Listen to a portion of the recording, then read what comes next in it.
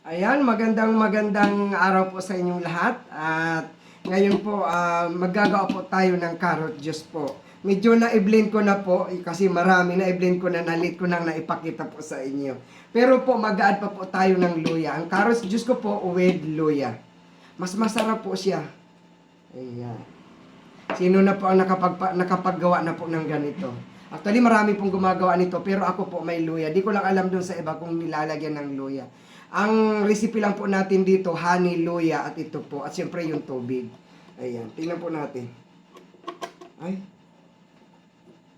Ayaw.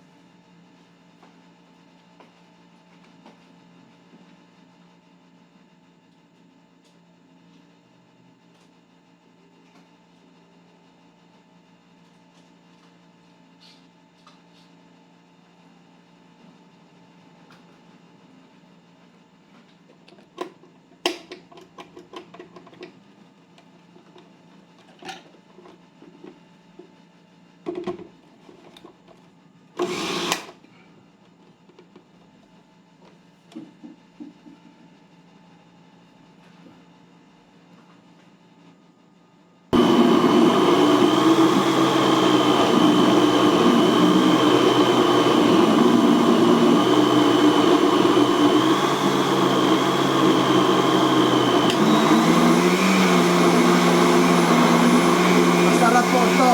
Kasi luya at carrots, tapos may honey na po.